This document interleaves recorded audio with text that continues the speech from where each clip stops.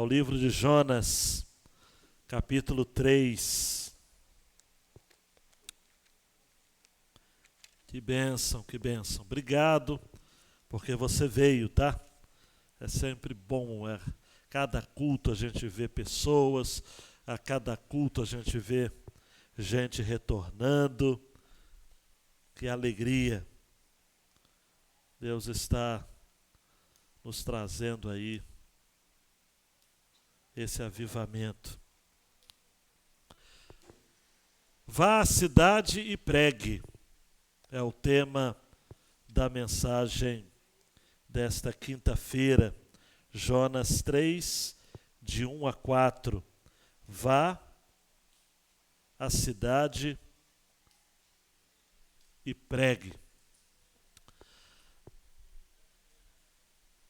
Eu comecei o culto falando de que o meu desejo é de que o Senhor esteja trazendo pessoas ao conhecimento do Senhor.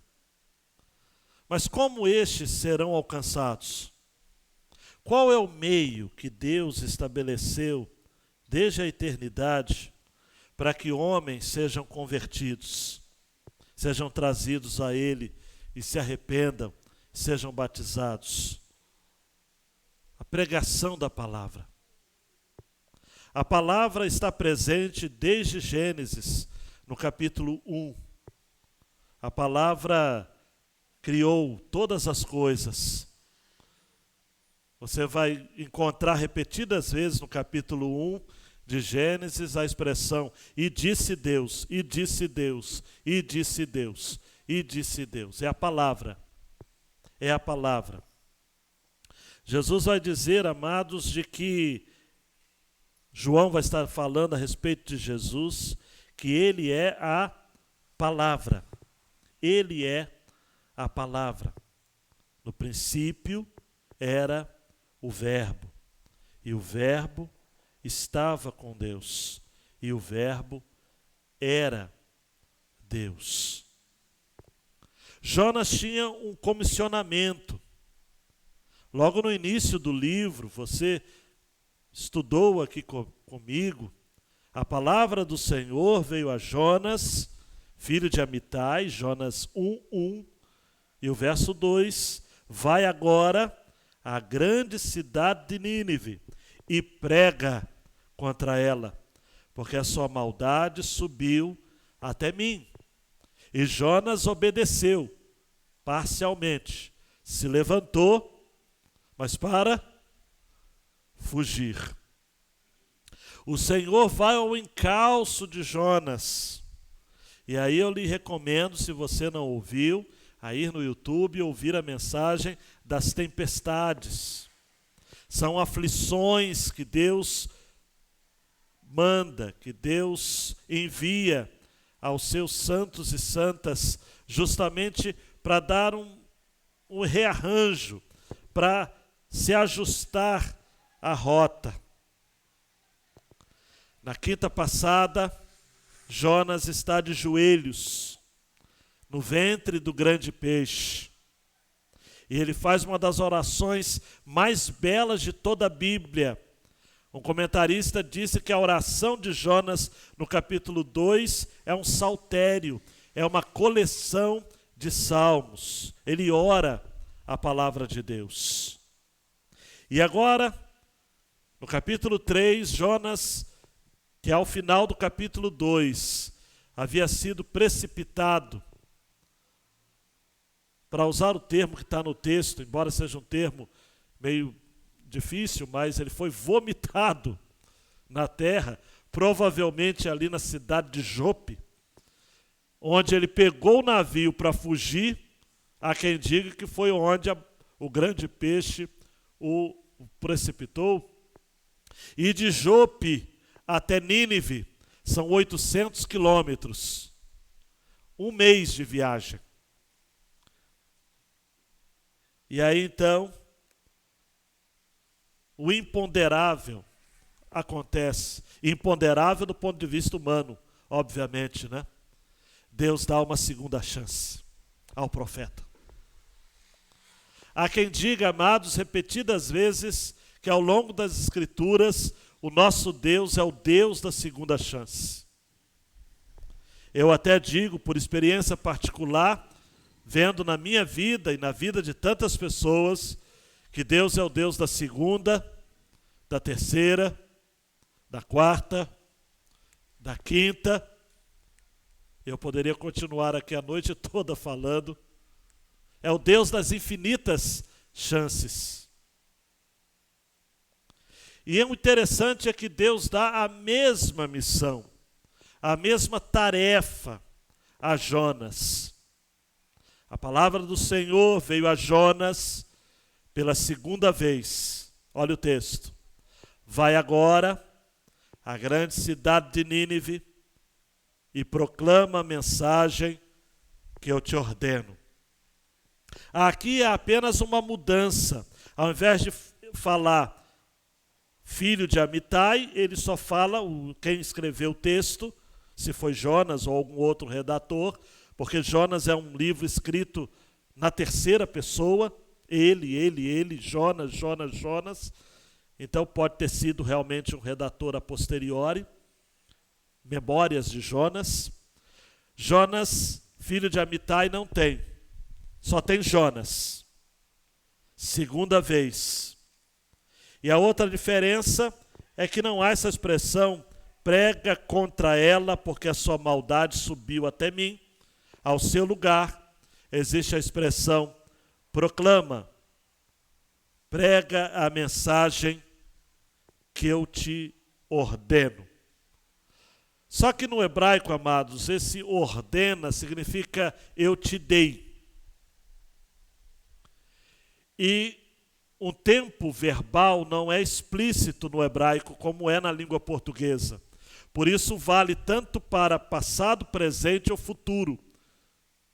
Então, cabe a mensagem que eu te ordenei, te dei, a mensagem que eu lhe ordeno, lhe dou, e a mensagem que eu lhe ordenarei ou lhe darei. Fato é que Jonas não tinha uma mensagem. A mensagem era de Deus. Eu e você somos chamados para pregarmos. Vá à cidade e pregue. Só que como eu ouvi ontem e anteontem numa live do pastor Pascoal Piragini, pastor Marcos Kubesca, foram professores lá da Faculdade Batista de Paraná, Pascoal Piragini, pastor da primeira presbiteriana, primeira batista de Curitiba, e pastor Marcos Kubesca, pastor da terceira presbiteriana independente de Marília, São Paulo. E o pastor Marcos Kubesca falou muito bem. O pregador tem um sermão. Só Deus tem a mensagem. Então, o texto é explícito, João. Prega, proclama a mensagem que eu te ordeno. Ou que eu te ordenei, te ordeno, te ordenarei. Eu prefiro compreender o texto da perspectiva de que Deus já havia dado a palavra. E agora ele está comissionando novamente o profeta. Jonas foi imediatamente. Aí quando a gente lê esse texto, talvez pela primeira vez, dá calafrios na gente, né? Porque a última vez que Jonas se levantou e foi imediatamente, ele foi para fugir. Mas agora, amados e amadas, diz o texto, que ele foi imediatamente para Nínive, segundo a palavra do Senhor. Finalmente, amados e amadas, Jonas optou, aceitou em ser possuído pela palavra de Deus. E imbuído então desta palavra, diz-nos o texto que ele vai até Nínive. Nínive era uma cidade grande. Eu não sei se você já reparou, mas tudo no livro de Jonas é grande, não é? É um grande vento, uma grande tempestade, é um grande peixe, uma grande cidade.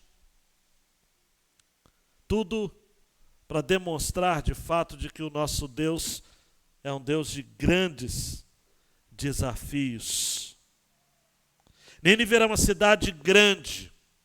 Eu gosto do original hebraico, que é a Almeida Revista e Atualizada, a ARA, traduziu bem, que era uma cidade importante para Deus.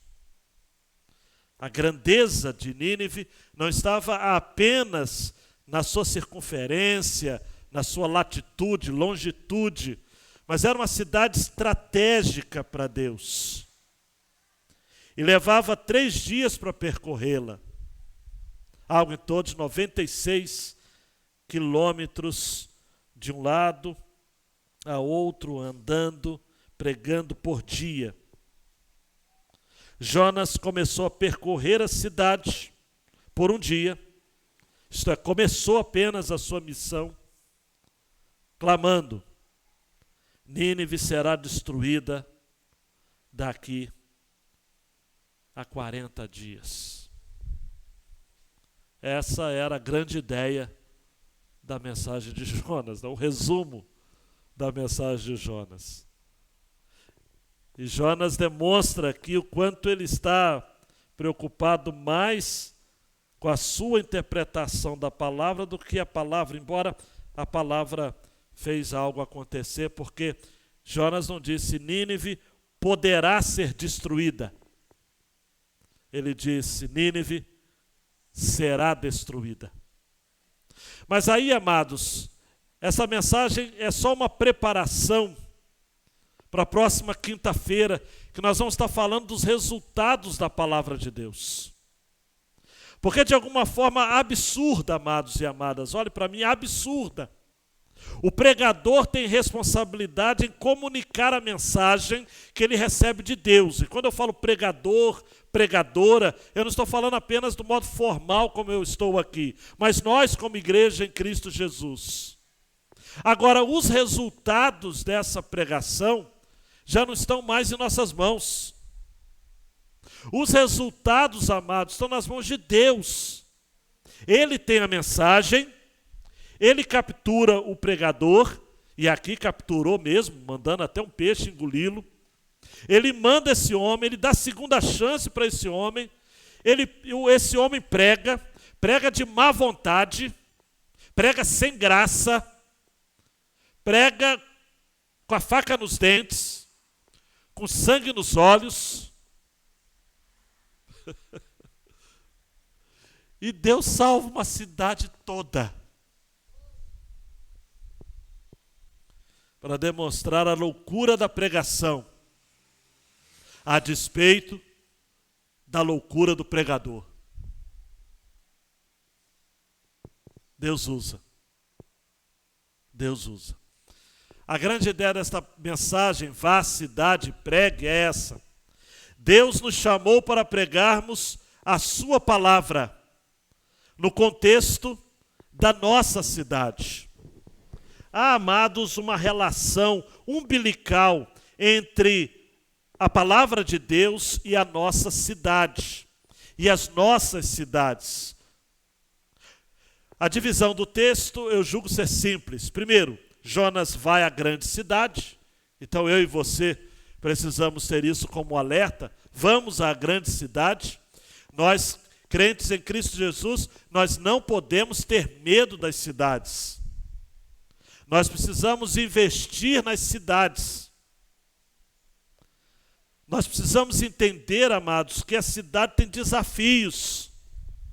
E esses desafios precisam ser alcançados com a presença da igreja, com a missão da igreja. O que é uma cidade? É um grupamento de pessoas. Alguém já disse que a cidade é o encurtamento da distância entre as pessoas. É aglomeração, embora essa palavra não esteja sendo muito aceita por razões óbvias nos nossos dias. Mas nós vivemos aglomerados nas grandes cidades. Hoje o prefeito de São Paulo, Bruno Covas, falou o seguinte: como eu vou parar São Paulo? Você imagina São Paulo em lockdown? Você já esteve em São Paulo? Como para São Paulo? O Eduardo Paes está em Polvorosa também. Como que ele fecha o Rio de Janeiro? Quantos fiscais deveriam ser contratados? Quantos lugares em São Paulo tem que o pessoal encontra ainda 3 horas da manhã? 300 pessoas numa caverna. E outros inferninhos mais, me permitam essa expressão. Como? Mas o Senhor, amados, faz um lockdown espiritual em Nínive. Essa grande cidade, quinta-feira que vem nós vamos ver, se curva. Desde o mais novo até o mais velho. Desde o rei até a ralé da sociedade. Por conta da palavra. O desafio nosso, amados, é entender de que Jonas recebeu uma incumbência pela segunda vez. Repito, Deus disse: Jonas, vai, se levante, vai à grande cidade de Nínive. Deus está dizendo: olha, é grande a cidade, o desafio é enorme, mas vai. A nova tradução da linguagem de hoje traduziu assim: apronte-se, vá à grande cidade de Nínive e anuncie ao povo de lá a mensagem que eu vou dar a você. A nova versão transformadora, se você preferir, diz assim: apronte-se, vá à grande cidade de Nínive e transmita a mensagem que eu lhe dei. Observe, amados, que Deus não permitiu a Jonas pregar aquilo que estava em seu coração. Sem dúvida, um sermão no qual ele pediria que Deus não tivesse misericórdia e que destruísse a todos. Não, Deus lhe dá instruções explícitas para pregar exatamente a mensagem que ele vai lhe dar. Não se trata da resenha de um livro, da sua própria opinião. Não que sua mãe ou os diáconos lhe pediram para pregar, nem mesmo que ele quer pregar da palavra de Deus, mas estritamente a mensagem dada por Deus. Em resumo, o maior dos santos ou dos místicos não pode dizer nada de valor, a menos que seja baseado exclusivamente na palavra de Deus. Fique quieto ou abra sua boca apenas para falar a mensagem de Deus. Deus dá uma segunda chance, amados. Matthew Henry, comentarista, tem uma palavra muito poderosa quando ele diz o seguinte: note que o fato de Deus nos usar novamente é a melhor evidência de que Ele está em paz conosco. Por meio disso será mostrado que os nossos pecados estão perdoados, que temos a boa vontade de Deus a nosso favor, que a sua boa palavra venha até nós e que experimentemos a sua boa obra em nós. Gostei dessa sensibilidade, porque Deus está dizendo com Jonas: Jonas, estamos de bem, eu estou em paz com você, Jonas. Amados e amadas, é incrível para mim o fato de Deus ainda estar em paz com a sua igreja. Tanta negligência, tanta preguiça,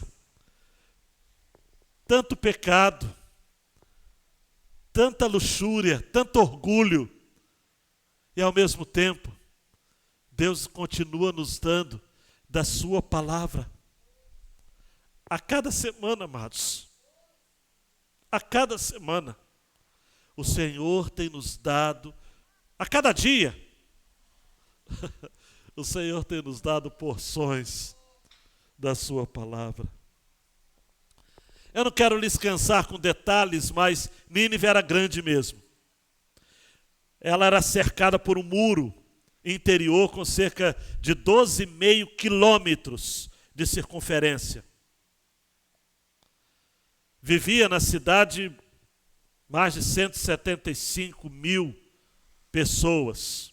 Ao final do livro de Jonas, de 120 mil pessoas que não sabiam a diferença entre o certo e o errado.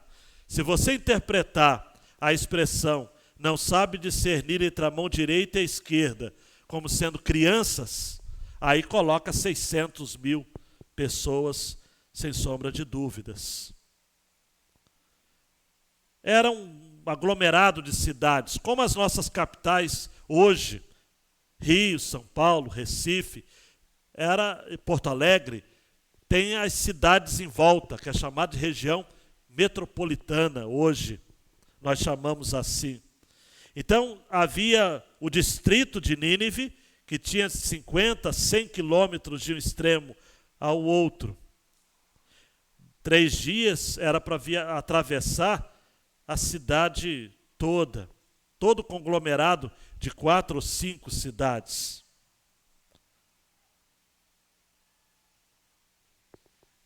Jesus disse em Lucas capítulo 11, 30, porquanto assim como Jonas foi sinal para os ninivitas, assim o Filho do Homem o será também para esta geração. E qual sinal Jonas foi para os ninivitas? O fato dele ter sobrevivido do grande peixe e ter contado essa história como seu testemunho pessoal? Não. O fato de que, mesmo a contragosto, ele abriu a sua boca para liberar a palavra do Senhor. Por que, amados e amadas, e aí eu entro para comentar no versículo 2, a grande cidade. Por que eu creio, amados, absolutamente, que Deus tem um plano para as cidades? Estou junto com Tim Keller, num livro fantástico chamado A Igreja Centrada. Ele fala sobre o ministério nas grandes cidades. E ele diz assim, olha, Deus defende a importância da cidade pelo número de pessoas, de seres humanos que ali estão. É como se Deus dissesse, como você pode olhar para tantas pessoas perdidas e não ter compaixão delas?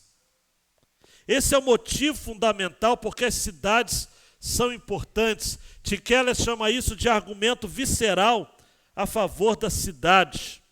E aí, literalmente, ele diz, as cidades têm mais da imagem de Deus por centímetro quadrado do que qualquer outro lugar da terra. E o que atrai, amados, o coração de Deus? Pessoas. E como nós não seremos atraídos a essas massas humanas? Nós precisamos, amados e amadas, nos interessarmos pelas coisas que Deus se interessa. E na Bíblia, de Gênesis a Apocalipse, nós temos certeza de que Deus se importa com gente. Eu não quero dar aqui um spoiler, mas no capítulo 4, quando Deus cria a boboreira e depois manda o verme para destruir a boboreira, e Jonas fica chateadinho, fica com mimimi por conta da boboreira, Deus diz, vem cá. Eu vou parafrasear os versos 10 e 11 do capítulo 4, tá ok? Vem cá, Jonas. Você tem compaixão de uma boboreira, de uma planta que você não plantou, que você não cultivou, que você não fez crescer, que nasce numa noite e morre na outra noite. Cara, acorda, Jonas. Eu não vou ter compaixão de pessoas que estão indo para o inferno todos os dias, porque não sabem discernir o bem e o mal? O homem é a imagem de Deus. Tiago 3,9 vai dizer, com a língua bendizemos a Deus e com ela amaldiçoamos os homens, que são feitos à semelhança de Deus. Dá um clique, João. Vá à grande cidade, pregue, Jonas foi imediatamente, amados, segundo a palavra do Senhor. O texto fala de novo, Nínive era uma grande cidade. Se levava 3 dias, Jonas começa a percorrer e ele clama. E a despeito, amados, da sua má intenção, nesse ritmo frenético, nessa prontidão absurda de Jonas em comunicar a sua palavra, o verbo no hebraico aqui, para clamar, Jonas começou a percorrer a cidade por um dia clamando. A palavrinha aqui para clamar significa falar ao coração. Jonas abriu a boca e Deus liberou a mensagem. Porque a mensagem é mais importante do que o mensageiro. Charles Spurgeon chega a dizer: até o diabo, pregando o evangelho, tem conversões. Porque a fé vem pelo ouvir. Romanos 10. E o ouvir o quê? A palavra de Deus. Um dia uma irmãzinha muito simples me perguntou: pastor, infelizmente o pastor que me batizou caiu em adultério, em pecado moral, hoje está afastado até da igreja. E eu fico em crise com isso até hoje. Será que eu vou ter que me batizar de novo? Aí eu disse: você foi batizada em nome de quem?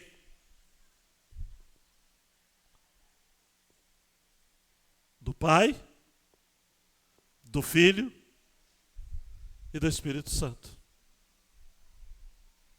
Está valendo. Amados, não é o pregador. O pregador passa, a mensagem continua, a pregação continua. O pregador é falho. Nós precisamos parar de acreditar, amados, de que o pregador é inerrante. A palavra é inerrante. O pregador não tem autoridade nele mesmo. A autoridade é derivada da palavra. Vá à cidade e pregue. Anuncie. Jonas não queria que aquela cidade se convertesse. A última coisa, porque Jonas queria a destruição de Nínive. Os assírios representavam uma ameaça para Israel. E eu tenho dito e repetido aqui, Jonas era político. Jonas era de uma ideologia comprometida com o governo de Jeroboão II. Jonas, a despeito do seu companheiro contemporâneo Amós, que profetizou sobre a injustiça social, Jonas não tinha olhos para isso.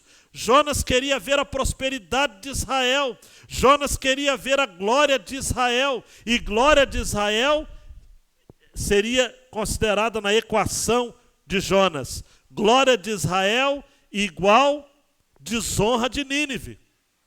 Destruição de Nínive.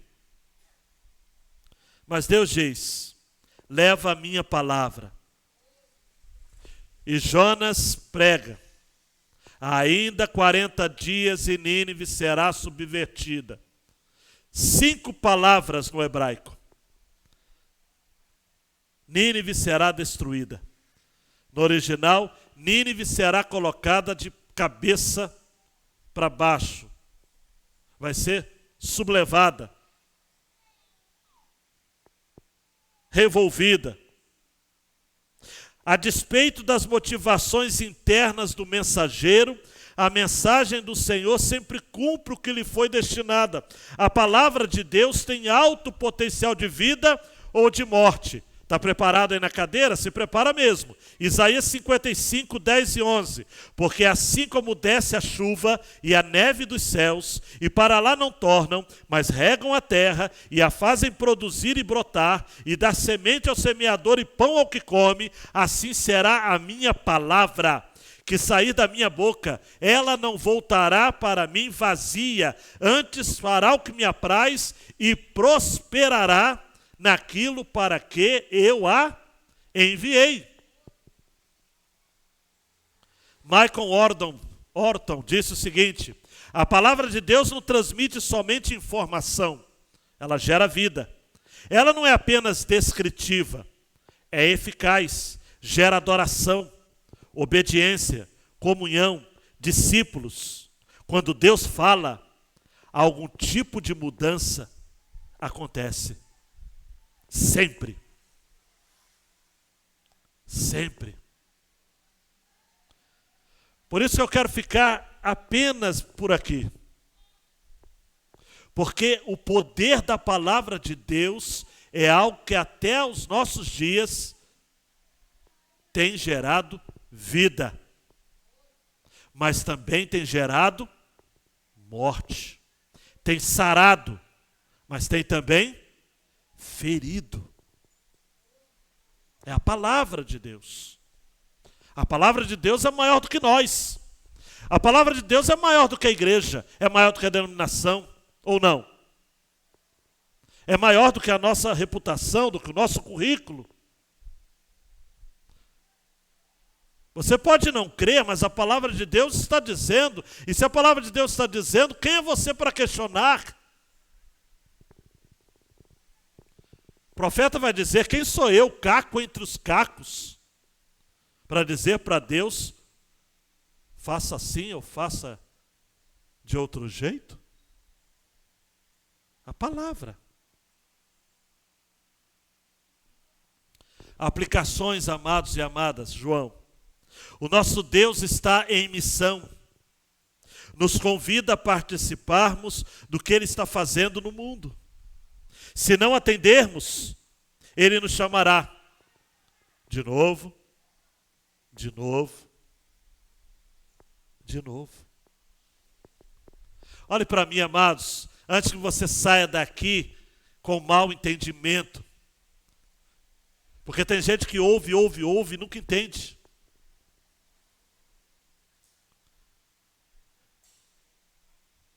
Embora não sejamos todos chamados a sermos pregadores, profetas ou missionários, todo crente é chamado a ir. E ir, Tim Keller vai dizer, significa estar disposto a deixar sua proteção e segurança para compartilhar as boas novas de Jesus com os outros. E pode ou não implicar o fato de deixar o seu lugar, o seu contexto. Mas olhe para mim, sempre que você abrir a boca para falar, você vai correr sérios riscos. A palavra missão é do mesmo radical da palavra mício. Você sabe o que é o mício? Não preciso ficar explicando, né? Do latim, enviar. Ir. A igreja Ramos é uma igreja que vai. É uma igreja em movimento. Em Mateus 28, portanto, ide, fazei discípulos de todas as nações. Alguns aqui já ouviram várias vezes que o tempo verbal aqui não é imperativo. O imperativo é fazer discípulos. Ide deveria ser traduzido como indo. Enquanto estamos indo, façamos discípulos de todas as etnias. As nações aqui são etnias, os povos. A Anne falou quantos povos tem em Mianmar, na Tailândia, no Vietnã, em Bangladesh, na Índia. Meu Deus do céu. Amados e amadas, Deus quer que entendamos. Olhe para mim. Não é a igreja que tem uma missão. É Deus que tem uma missão e que comissiona essa missão à sua igreja. Porque, Filipe, se a igreja tivesse uma missão, Nós poderíamos dizer não, não aceito, eu não quero, não concordo, eu estou de boa. Mas nós não temos o direito de escolher. Deus tem uma missão. E Ele disse, vai e prega a mensagem que eu te ordeno. Olhe para mim, não é que eu te sugiro, é que eu te ordeno. Segunda, João, só vamos ter 3 aplicações porque eu tenho ao final um recado muito sério para dar. As nossas cidades são campo de oportunidades. Você sabia disso? Em breve, 80% da população mundial morará nas cidades. Isso precisa dizer muito a nossa visão de missão nos grandes centros. Uma pesquisa rápida aqui. No início do século XIX, apenas 5% da população mundial vivia nas cidades. Em 1900, já éramos 14%. Hoje, supera 50%. E até 2050, nós teremos 80% da população mundial morando nas cidades. Mais do que nunca, amados, nós precisamos deixar o medo que temos das cidades, dos conglomerados, dos bairros. Existem alguns bairros nas nossas cidades que são verdadeiras cidades. E nós precisamos, como igreja, estar no meio deles. Precisamos estar no meio das pessoas, fazendo o quê? Aquilo que Jeremias sugeriu ao povo. Edificai casas, habitai-as, plantai jardins, comei o seu fruto. Jeremias 29. Tomai mulheres, gerai filhos e filhas, tomai mulheres para vossos filhos, dai vossas filhas a maridos para que tenham filhos e filhas, multiplicai-vos ali, não vos diminuais. Procurai a paz da cidade, para onde vos fiz transportar em cativeiro. Nós somos exilados aqui. Nossa cidade não é esta. Nós estamos indo à cidade permanente, como Abraão. Mas diz o texto, procurai a paz da cidade, para onde vos fiz transportar em cativeiro, e orai por ela ao Senhor, porque na sua paz vós tereis paz. Aí eu quero frustrar você que está dizendo o seguinte: ah, pastor, estou doido para me aposentar, para ir para a roça, para o sítio, ficar trancado lá, só cuidando da planta. Tem o sítio, mas more nas cidades, porque é nas cidades que Deus vai estar usando você e a sua família para ganhar. Onde as pessoas estão? Nas cidades. Onde a igreja precisa estar? Nas cidades. Nas cidades. E por fim, Deus tem uma mensagem ao mundo, e ela pode ser resumida em: o Filho do Homem veio para salvar e buscar o que se havia perdido. Não deixe de proclamar esta verdade. Eu quero terminar com 3 histórias. 2 histórias trágicas e uma história que, a despeito do contexto trágico, houve esperança. E aí pode deixar em tela, João, a frase da grande ideia, que diz que Deus nos chamou para pregarmos através da nossa vida, no contexto da nossa cidade. Eu mudei os termos, João, daquela outra. Coloca o segundo slide, que eu fiz a correção, mas acabei fazendo, acho que só em um. Deus nos chamou para pregarmos a sua palavra no contexto de nossa cidade. Só para abrir um parênteses, eu fiz uma mudança porque eu coloquei pregarmos através da nossa vida.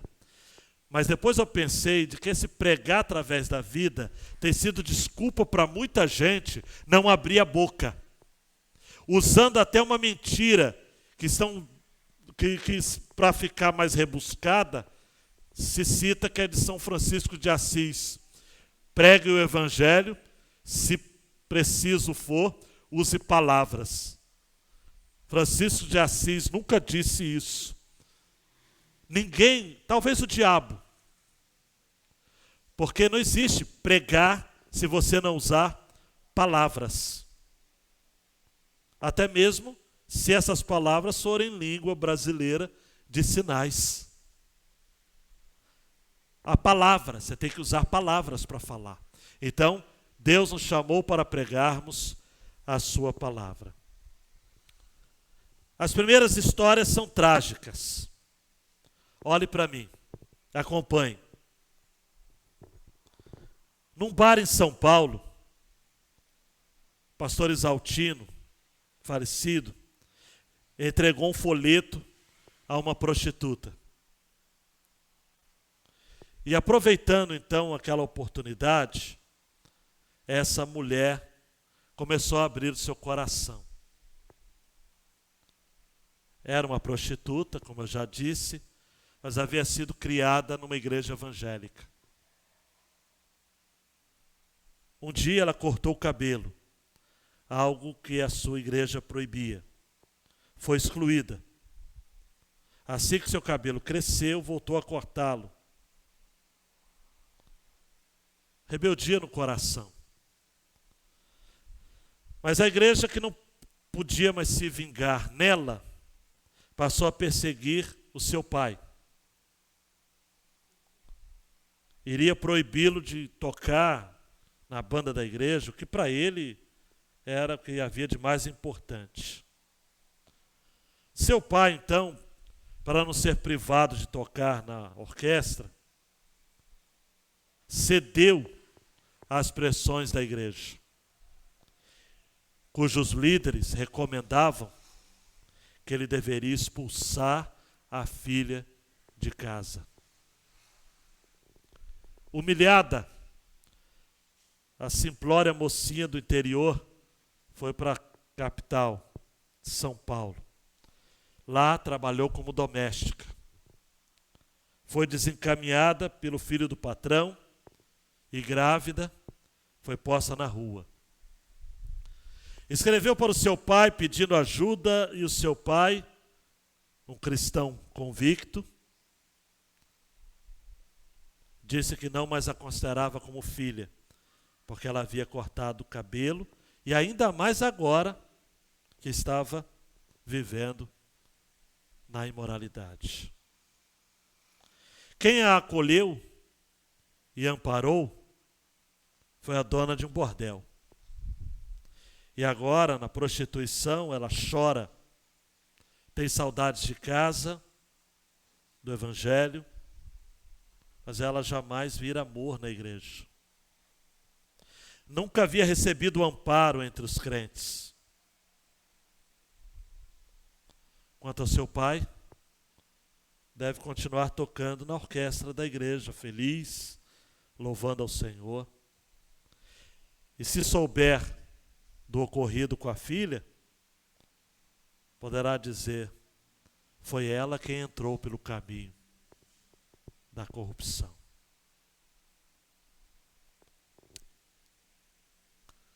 Uma outra história também trágica, compartilhada por Philip Jansen. Uma prostituta veio falar comigo em terríveis condições, dificuldades, sem lar, doente, incapaz de comprar comida para si, para a filha de 2 anos. Entre soluços e lágrimas, contou que estava alugando sua filha de 2 anos de idade a homens interessados por aquela perversão. Ela ganhava mais alugando sua filha por 1 hora do que ela poderia ganhar em uma noite. Ela dizia que fazia isso para sustentar o vício das drogas.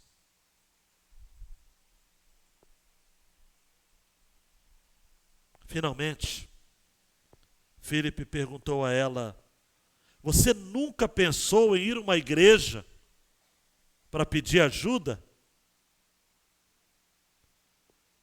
E Philip Yancey diz: eu nunca me esquecerei do olhar assustado que perpassou seu rosto. Igreja? Por que eu iria a uma igreja? Eu já me sinto terrível o suficiente. Eles vão fazer que eu me sinta ainda pior. Essas duas histórias são trágicas, não é? Mas eu não vou terminar com elas. Eu peço 3 minutos para terminar com a história das Escrituras. Ezequiel 37. Veio sobre mim a mão do Senhor, e Ele me fez sair no Espírito do Senhor, e me pôs no meio de um vale que estava cheio de ossos. E me fez passar em volta deles, e eis que eram muito numerosos sobre a face do vale, e eis que estavam sequíssimos. E me disse: filho do homem, porventura viverão esses ossos? E eu disse: Senhor Deus, tu o sabes. Então me disse: profetiza sobre esses ossos e dize-lhes: ossos secos, ouvi a palavra do Senhor. Assim diz o Senhor Deus a estes ossos: eis que farei entrar em vós o Espírito e vivereis. E porei nervos sobre vós, e farei crescer a carne sobre vós, e sobre vós estenderei pele, e porei em vós o Espírito, e vivereis, e sabereis que eu sou o Senhor. Então profetizei, como se me deu ordem, e houve ruído. Enquanto eu profetizava, eis que se fez um rebuliço, e os ossos se achegaram, cada osso ao seu osso. E olhei, e eis que vieram nervos sobre eles, e cresceu a carne, e estendeu-se a pele sobre eles por cima, mas não havia neles espírito. E ele me disse: profetiza ao Espírito, profetiza, ó filho do homem, e dize ao Espírito: assim diz o Senhor Deus, vem dos 4 ventos, ó Espírito, e assopra sobre estes mortos, para que vivam. E profetizei, como ele me deu ordem. Então o Espírito entrou neles, e viveram, e se puseram em pé, um exército grande em extremo. Fique de pé, meu queridão e minha queridona. Levante suas mãos aos céus e diga: Deus, eu preciso pregar a sua palavra. Ó Espírito Santo, sopra sobre os ossos secos. O Brasil é um vale de ossos secos. O estado do Rio de Janeiro é um vale de ossos secos. Angra dos Reis é um vale de ossos secos. E há jovens, há adultos, há crianças, há tanta gente se perdendo por aí. E Deus pergunta para você, queridão e queridona: porventura viverão esses ossos? E como igreja nesta noite respondemos: Senhor Deus, tu o sabes. E ele diz: prega, prega, prega, prega a minha palavra.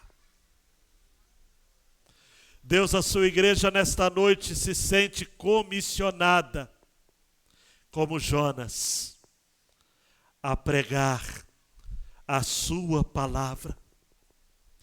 Que não haja pessoas aqui nesta noite negligentes, ensimesmados, preguiçosos,